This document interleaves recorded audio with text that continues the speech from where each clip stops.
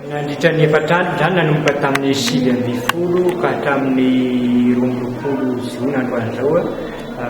tao agnatin'ny fivoriam-ben'ny Tafiniavy dia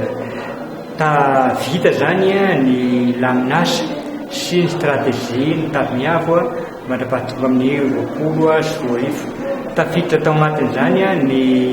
fametrahana tolo-dalana volavolan-dalàna amin'ny anteny mera-pirenena amin'ny septambra izao mahakasika ny zo sy andraikitry ny fokon'olona mba hahafahany handray andraikitra eo amin'ny faritra fahavelomana. Tapaka hita tao anatin'izany ihany koa ny fampidirana ao anatin'ny vomiera ny asan'ny Tafiniavy ny resaka harenan-dranomasina satria misy lohahevitra dimy zany eo anatin'ny Tafiniavy ny fampanateterahana ny asa ataon'ny Tafiniavy dia ao ny tontolo iainana, ao ny serasera, ao ny ara-tsosialy, ao ny lalàna, ao ny resaka fifampitondrana sy fitantanana dia tsy tafiditra tao anatin'izay zany ny resaka raha tsy tena zava-loatra tena marina ny resaka ranomasina zay dia nampidirina ao anatin'ny vomiera manokana zany ny fitantanana ny ranomasina sy ny ranomasina satria ny antony dia maro ireo fokon'olona izay tonga teto noho ny taraina fa na dia eo aza ny lalàna izay mifehy ny ranomasina satria aty amin'ny sisiny ranomasina tokony misy ny fitrandrahana asa-tanana na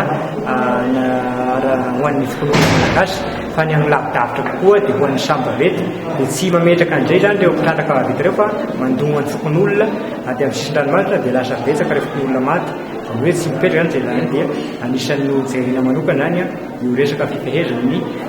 mpitrandraka sy ny fitantanana ao anatin'ny sisiny ranomasina malagasy io.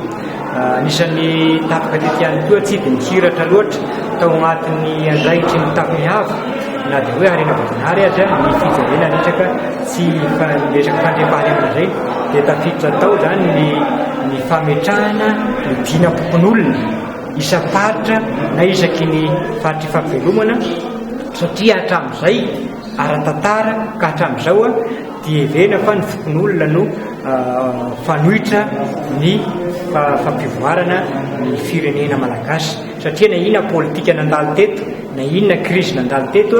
dia tsy maty mihitsy zany agnarana fokon'olona zany ary rafitra fahagolan-tany izy io tsy ahy manokana fotony fa raha ary nyresahana tatsana satria ny tenako zany dia tao anatin'ny taona vizity dia misy fivoahana tamin'ny velany tao anatin'izany fivoahana tany Ghana mahakasika ny resaka fitrandrahana tsy ara-dalàna ny tany Afrika dia nilaza tsara ny tany Afrika fa alao aloha tsy hazava tsara ny famoezan-tany iny aty Afrika tafiditra ao anatin'izany Madagasikara dia voaresaka tatsany zay satria nao tatsy ny tenako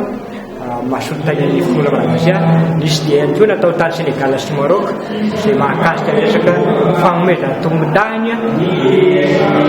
firenena tokony harena voajanahary amin'ny resaka foto-tarazo zany hoe rehefa manondrana zavatra harena mivelany zany